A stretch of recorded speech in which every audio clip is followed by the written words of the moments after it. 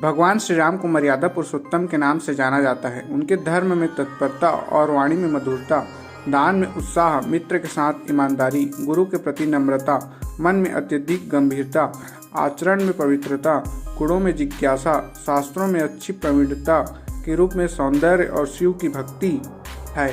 राजा दशरथ को अपने पुत्रों पर बहुत गर्व रहता है। उन्होंने वशिष्ठ और विश्वामित्र जैसे गुरु के पास शिक्षा दिलाई, इसलिए उनकी खुशी का ठिकाना नहीं। भगवान श्री राम ने वेद विद्या, धनुर्विद्या और राज विद्या सीखी। श्री राम जी के गुणों का विवरण करने में वाल्मीकि जी थकते नहीं। वे कहते हैं कि श्री राम सभी गुणों के भंडार हैं, उनकी तुलना किसी से नहीं की जा सकती। उनके जैसा इस संसार में कोई नहीं है, तो फिर उनसे अधिक कैसा हो सकता है। इसलिए ही भगवान श्री राम सभी गुणों में और योग्यता ही देखते हैं, किसी में दुर्गुण नहीं देखते। अगर कोई कठोर वचन भी कह दे तो वह सम्मान से कठोर वचन नहीं देते। दूसरे द्वारा किए गए अपमान को भूलकर उनके छोटे से उपकार के ऋणी समझते हैं। श्री राम जी अपने से बड़े और ज्ञान से भरपूर वृद्ध व्यक्ति से ज्ञान प्राप्त करने के लिए हमेशा तैयार रहते हैं। वे खुद एक महान पराक्रमी हैं, लेकिन उन्हें कोई अभिमान नहीं। वे दयालु, वे धर्मपरायण, विपरीत परिस्थितियों में भी सच ही बोलते हैं। भगवान श्री राम जितना प्रेम कौशल्या और सुमित्रा को करते हैं, उतना ही प्रेम उनको 14 वर्ष तक वन में भेजने वाली, अपने युवराज के पद को छीनने वाली कैकेयी के प्रति भी उतना ही प्रेम रखते हैं। चित्रकूट से लौटते समय भगवान राम ने भरत से कहा था कि भाई भरत, माता कैकेयी ने जो किया उसे भूल जाना और उनके साथ हमेशा ऐसा व्यवहार करना जैसे पूजनीय माता के साथ करना चाहिए।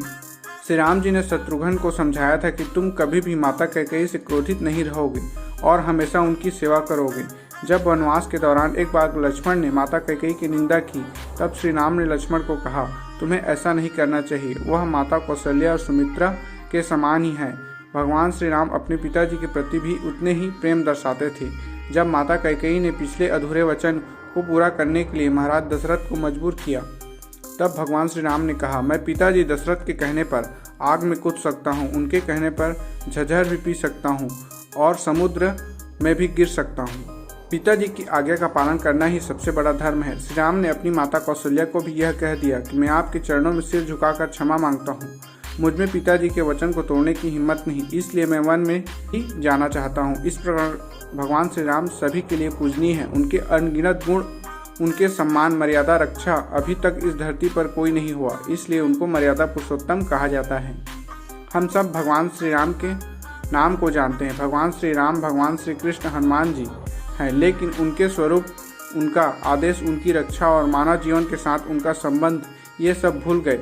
हनुमान जी ने अपना पूरा जीवन भगवान के काम में लगा दिया और हम हनुमान चालीसा तक ही सीमित रह गए। समुद्र पर सेतु बनाते समय गिलहरी ने सोचा कि मुझे अपना कर्तव्य निभाना है।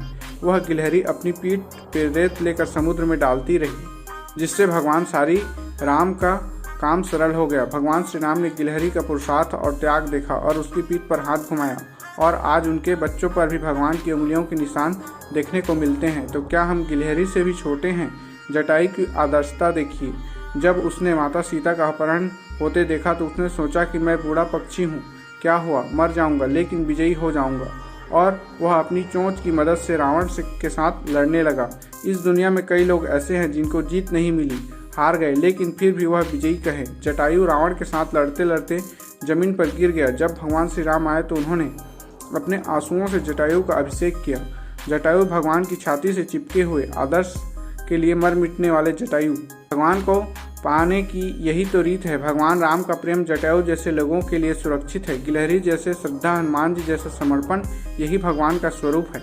रामायण जिस प्रकार श्री राम अपने चरित्र, सामर्थ्य और दिव्य गुणों से देवित्व प्राप्त किया है, उसी प्रकार हनुमान जी ने अपनी बुद्धि, विद्वता और अद्वितीय दास भाव से लोगों के दिलों में एक प्रतिष्ठित और सम्मानजनक स्थान प्राप्त किया है। संसार के 7 चिरंजीवों में गिने जाने वाले श्री राम भक्त हनुमान जी एक सज्जन, नायक, राजनीतिज्ञ और ऋषि थे।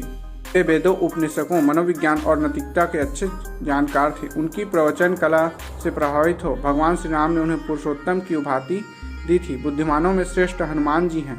कठिन से कठिन सेवा कार्य हनुमान जी कर थकते नहीं थे। जब माता सीता को ढूंढ कर वापस आ रहे थे, तब भगवान श्री राम ने उन्हें कोई मूल्यवान भेंट देना चाहते थे, लेकिन सांसारिक वस्तुओं से प्रेम श्रेष्ठ है, इसलिए उन्होंने हनुमान जी को एक प्यारा सा आलिंगन दिया।